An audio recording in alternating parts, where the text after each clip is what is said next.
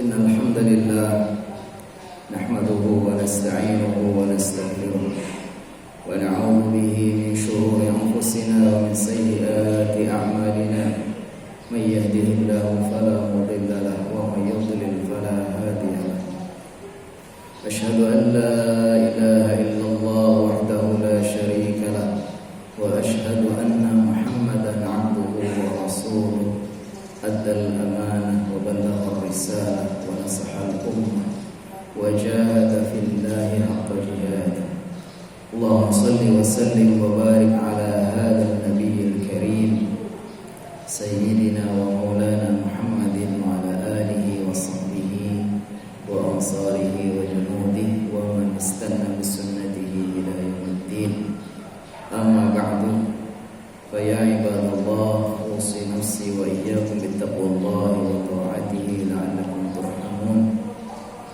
يقول الله تعالى في كتابه الكريم وهو أصدق القائلين أعوذ بالله من الشيطان الرجيم بسم الله الرحمن الرحيم يا أيها الناس اتقوا ربكم الذي خلقكم من نفس واحدة وخلق منها زوجها وبث منهما رجالا كثيرا ونساء واتقوا الله الذي تساءلون به والأرحام إن الله كان عليكم رقيبا ويقول رسول الله صلى الله عليه وسلم إن الله لا يقبض العلم انتزاعا من قلوب العباد ولكن ينتزعه بقبض العلماء حتى إذا لم يبق عالما اتخذ الناس رؤوسا جهال فسئلوا فأفتوا بغير علم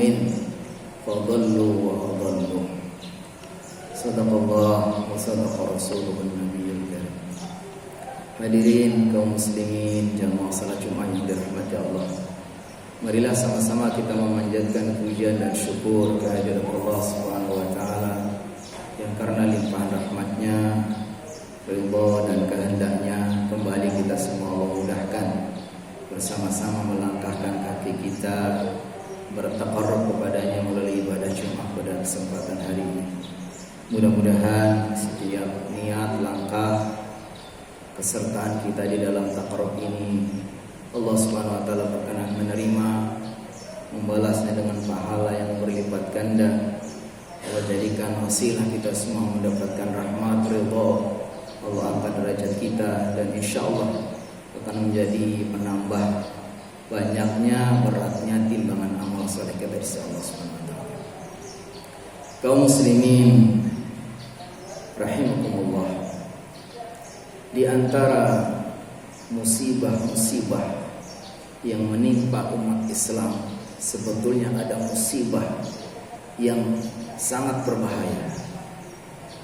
Ada musibah yang banyak orang tidak sadari sebetulnya itu musibah besar, melebihi apabila musibah itu mengenai aspek-aspek yang lain. Musibah itu adalah apabila musibah itu mengenai agamanya, bukan mengenai hartanya sehingga habis-habisan bangkrut, mengenai jabatannya sehingga dia menjadi orang yang tidak punya jabatan dan lain-lain. Tapi musibah yang paling berbahaya adalah musibah bila mengenai agama. Makanya Rasulullah SAW dalam satu potongan hadis mengajarkan kepada kita. Beliau mengajarkan wala taj'al musibatana fi dinina wala taj'alid dunya akbara hammina wala mablagha ilmina. Ya Allah, jangan timpakan musibah ini kepada agama kami. Jangan pula ya Allah dunia ini menjadi tujuan utama kami. Ini salah satu potongan doa yang diajarkan oleh Rasulullah SAW kepada kita. Kenapa Rasulullah SAW begitu mewanti-wanti, mengingatkan, memerintahkan kita agar kita berlindung kepada Allah, jangan sampai musibah ini menimpa agama? Karena hakikatnya yang paling bernilai, yang paling mahal dalam hidup kita ini agama, hidayah Allah. Hidayah Islam sebagai seorang muslim, seorang mukmin itu melebihi segala-galanya. Bolehlah orang gak punya jabatan, bolehlah orang bangkrut sama miskin, orang sakit berkepanjangan, mungkin sampai dia dikatakan gak mempunyai apa-apa dari dunia ini, boleh. Tetapi selagi dia masih punya agama yang benar, yang kokoh, iman yang kuat, itu jauh lebih bernilai dari segalanya. Oleh karena itu, kita yang Allah sudah berikan hidayah Islam, iman ini harus betul-betul dijaga. Jangan sampai musibah ini menimpa ke agama kita. Di antara bentuk musibah yang menimpa agama adalah apa? Bodoh kepada agama. Orang muslim tidak mengenali agama Islam, bodoh kepada agama, itu musibah. Musibah.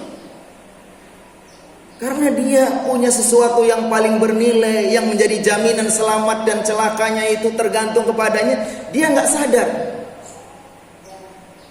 Makanya Rasulullah SAW memerintahkan kita ini wajib belajar. Para ulama menjelaskan ketika membaca hadis Rasulullah SAW, talabul ilmi fariidatun ala kulli muslimin wa muslimatin. Ada dua catatan. Pertama, talabul ilmi, kata-kata ilmu para ulama sudah sepakat maksudnya adalah ilmu agama, bukan ilmu yang lain-lain. Kalau ilmu yang lain-lain itu fardu kifayah. Yang kedua, kata-kata wajib. Fariidah, kata-kata fariidah di sini adalah wajib ain.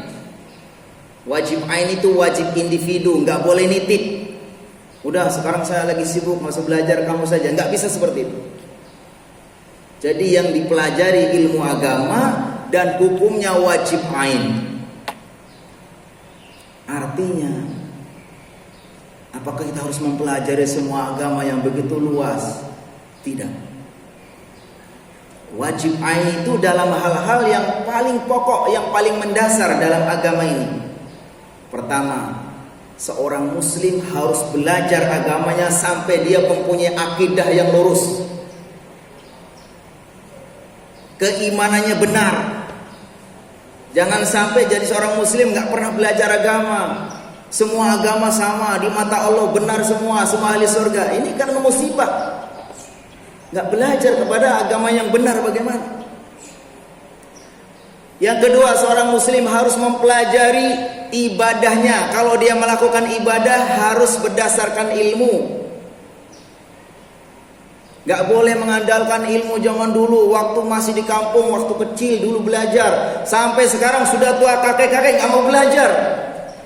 Ini musibah. Musibah. Harus belajar. Kata Ibnu Qayyim mengatakan, seorang muslim tidak mungkin bisa menyempurnakan tugas utamanya sebagai hamba yang wajib beribadah kecuali dengan dua cara.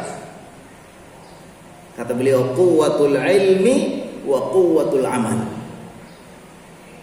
Jadi kalau kita kepengen sebagai hamba yang tujuannya oleh Allah Subhanahu wa taala diciptakan untuk beribadah, pastikan kita punya dua bekal. Quwwatul ilmi, punya ilmunya. Kita mau beribadah kepada Allah itu harus pakai ilmu. Bagaimana kita belajar? Dan setelah kita tahu ilmunya, quwwatul amal, kita amalkan. Kalau nggak punya dua ini, khawatir jangan-jangan kita ini merasa sudah berbuat baik, sudah, ya kan? Padahal belum. Dan yang ketiga apa? Minimal kita harus mempelajari agama kita sampai kita punya standar, kira-kira akhlak seorang muslim itu standarnya bagaimana. Kalau kita akidahnya sudah lurus, benar, nggak ada berbagai macam ya kekhurafatan, kebid'ahan, berbagai macam tahayul dan seterusnya. Ibadah kita yang wajib kita lakukan sudah dilakukan berdasarkan ilmu, akhlak yang standar sebagai umat Nabi sudah punya, itu baru tertunaikan wajib ain. Kalau kita kepengen lebih dari itu, menjadi pakar ini pakar itu, sudah fardu kifayah. Pengen jadi ahli tafsir, ahli ekonomi Islam, ahli apa, itu sudah fardu kifayah. Tapi kalau tadi 3 hal itu wajib. Sehingga kalau kita perhatikan dengan ini, sebetulnya kita ini sedang banyak kena musibah di agama kita. Karena banyak orang yang untuk standar saja kadang-kadang belum terpenuhi. Dan kata Rasulullah SAW, tanda-tanda bahwa musibah ini menimpa apabila ilmu agama itu sudah ditarik. Ilmu agama itu ditarik sama Allah, itu artinya hilang. Kata Rasulullah SAW dalam hadis, min asyratis sa'ah an yurfa'al ilmu wa yuthbatal jahlu wa yushrabul khamru wa yakthuruz zina. Di antara tanda-tanda hari kiamat apabila apa? Ilmu itu sudah diangkat. Orang enggak tertarik belajar agama. Kalau untuk belajar yang lain, wah dia bela tenaganya, pikirannya, hartanya, titel sampai panjang. Tapi untuk berkorban agamanya, duduk di majelis sebentar saja berat. DKM sudah umumkan, kamu ini ustadznya sudah hadir, ayo kita ngaji. Bubar semua. Kalau untuk agama berat, ada musibah. Harusnya minimal 3 standar tadi, sampai akidahnya benar, ibadahnya benar, akhlaknya standar, itu harus kita belajar. Dan kata Rasulullah, tanda-tanda hari akhir atau dekat kiamat, ilmu sudah diangkat. Dan ilmu diangkat itu diantara dengan cara apa? Tidak begitu saja orang yang dulunya pintar tiba-tiba menjadi bodoh, bukan.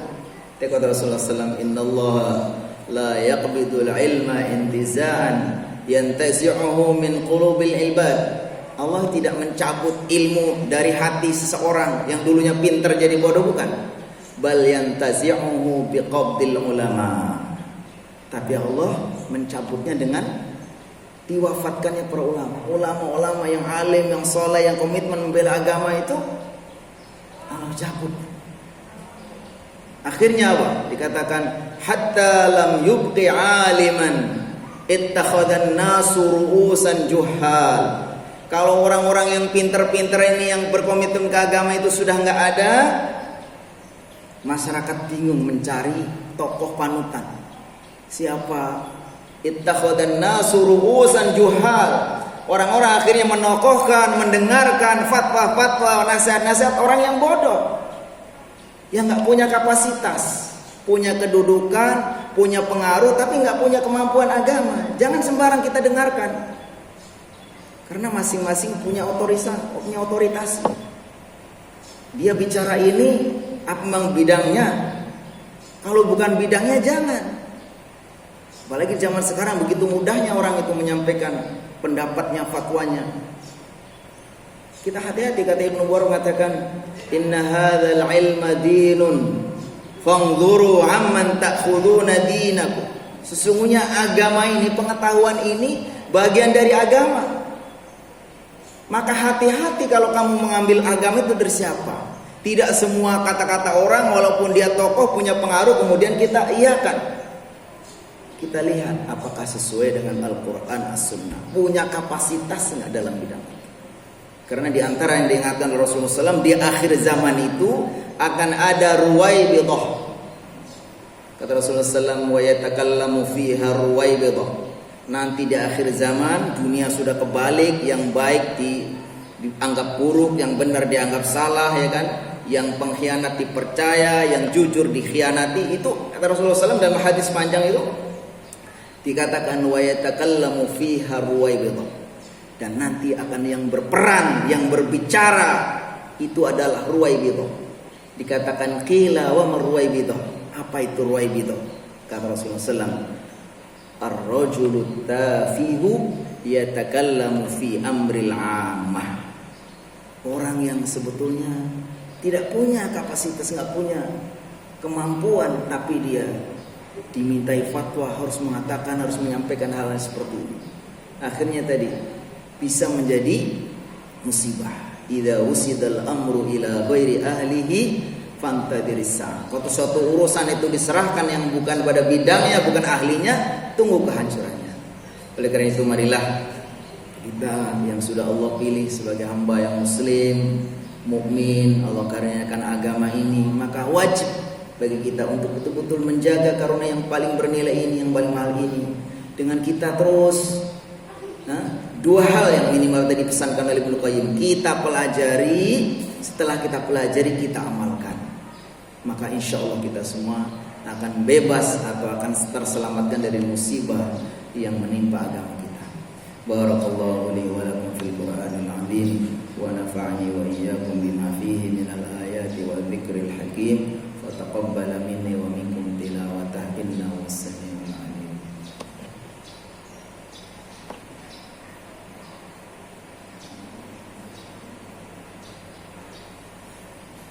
Alhamdulillahi mu'izzi man ata'ahu wa taqahu wa mudilli man ata'a amrahu wa 'asa alladhi waffaqa ahla ta'atihi lil 'amali bima yarda wa na'a 'an 'asiyatihi ma qaddarahu 'alayhi wa qadara. Asyhadu an la ilaha illallah wahdahu la syarika lahu wa asyhadu anna Muhammadan 'abduhu wa rasuluhu la nabiyya ba'da. Allahumma shalli wa sallim wa barik ala sayyidina Muhammad wa ala alihi wa sahbihi wa sallim taslima. Wa ba'du fa ya ibadallah usi nafsi wa iyyakum bittaqwallahi wa ta'atihi la'allakum turhamun. Yaqulu Allah ta'ala fi kitabihil karim, innallaha wa malaikatahu yusalluna 'alan nabi ya ayyuhalladzina amanu sallu 'alaihi wa sallimu taslima. Allahumma shalli 'ala Muhammad 'abdika wa nabiyyika wa rasulika an-nabiyil ummi wa 'ala alihi wa sahbihi wa sallim taslima. عدد ما أحاط به علمك وخط به قلمك وصار كتابك ورضى الله عن ساداتنا أبي بكر وعمر وعثمان وعلي وعن الصحابة أجمعين وعن التابعين وتابعين بإحسان إلى يوم الدين. اللهم اغفر للمؤمنين والمؤمنات والمسلمين والمسلمات الأحياء منهم والأموات. اللهم أعز الإسلام والمسلمين وأهلك الكفرة والمشركين. اللهم دمر أعداءك أعداء الدين. اللهم اجمع كلمة المسلمين على الحق يا رب العالمين. اللهم اجعل جمعنا هذا جمعا مرحوما وتفرقنا من بعد تفرقا معصوما.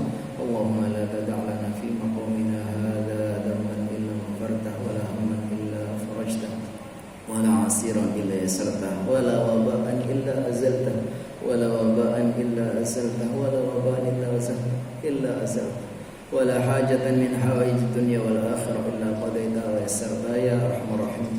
اللهم ارفعنا الغلاء والوباء والفحشاء والمنكر والزنا والسلاسل والسيوف المختلفة والشدائد والمحن ما ظهر منها وما بطن عن بلدنا هذا خاصة وعن سائر بلاد المسلمين عامة. ربنا آتنا في الدنيا حسنة وفي الآخرة حسنة وقنا عذاب النار. عباد الله إن الله يأمر بالعدل والإحسان وإيتاء ذي القربى وينهى عن الفحشاء والمنكر والبغي يعظكم لعلكم تذكرون. ولذكر